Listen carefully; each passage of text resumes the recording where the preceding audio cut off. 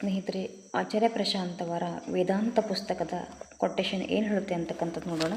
ಈ ವೇದಾಂತ ಪುಸ್ತಕ ಒಂದು ನಮ್ಮ ವೇದಗಳ ಸಾರವೇ ಇದರಲ್ಲಿದೆ. ಮನುಷ್ಯ ಜೀವನ ಪೂರ್ತಿ ಫಾಲೋ ಮಾಡಬೇಕಾದಂತಹ ಪುಸ್ತಕ ಈ ವೇದಾಂತ.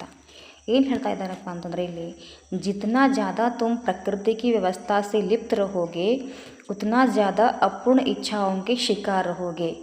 ವ್ಯಕ್ತಿ ಎಷ್ಟು ನಮ್ಮ ಪ್ರಕೃತಿಯಲ್ಲಿ ಲಿಪ್ತನಾಗಿರ್ತಾನೆ ಅಂದರೆ, ನಮ್ಮ ಆಸೆಗಳಲ್ಲಿ, ಕಾಮನೆಗಳಲ್ಲಿ, ಸಂಬಂಧಗಳಲ್ಲಿ ಲಿಪ್ತನಾಗಿರ್ತಾನೆ ಅಂದರೆ ಅಂಟುಕೊಂಡಿರ್ತಾನೆ, ಅಲ್ಲಿವರೆಗೂ ಅವನಿಗೆ ದುಃಖ ಅಂತಕ್ಕಂಥದ್ದು ಇದ್ದೇ ಇದೆ. ನಾವು ದುಃಖದಿಂದ ಹೊರಗೆ ಬರಬೇಕಪ್ಪ ಅಂತಂದರೆ ಪ್ರಕೃತಿಯ ಜೊತೆ ಲಿಪ್ತತೆಯನ್ನು ಕಡಿಮೆ ಮಾಡ್ಕೋಬೇಕು. ಕಡಿಮೆ ಹೇಗೆ ಮಾಡ್ಕೊಳ್ಬೇಕು ಅಂತಕ್ಕಂಥದ್ದು ಅಂದರೆ, ನಾವು ಹೊರಗಡೆ ನೋಡೋದನ್ನು ಬಿಟ್ಟು ನಮ್ಮ ಒಳಗಡೆ ನಾವು ನೋಡ್ಕೊಳ್ಳೋದಕ್ಕೆ ಶುರು ಮಾಡಿದ್ವಿ ಅಂದರೆ ಆ ಲಿಪ್ತತೆ ಕಡಿಮೆ ಆಗ್ತಾ ಬರ್ತದೆ.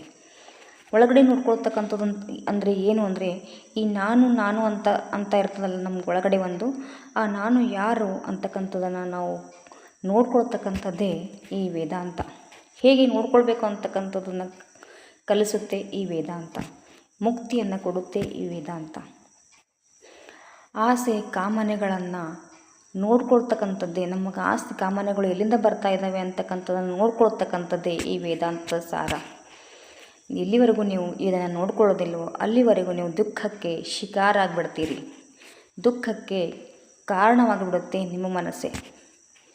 ನಿಮ್ಮನ್ನು ನೀವು ನೋಡ್ಕೊಳ್ಳೋದಕ್ಕೆ ಶುರು ಮಾಡಿದ್ರಪ್ಪ ಅಂದರೆ ನಿಮ್ಮ ಮನಸ್ಸೇ ದುಃಖದಿಂದ ಹೊರಗಡೆ ಬರೋದಕ್ಕೆ ಕಾರಣ ಆಗುತ್ತೆ. ಮನಸ್ಸೇ ಏನಾಗುತ್ತೆಪ್ಪ ಅಂದರೆ ದುಃಖಕ್ಕೂ ಕಾರಣ, ಮನಸ್ಸೇ ಒಂದು ಆನಂದದ ಸ್ಥಿತಿಗೂ ಕಾರಣ. ನೀವು ಆನಂದದ ಸ್ಥಿತಿಯಿಂದ ಹೇಗಿರಬೇಕು ಅಂತಕ್ಕಂಥದ್ದೇ ಈ ವೇದಾಂತ ಪುಸ್ತಕ ಹೇಳುತ್ತೆ.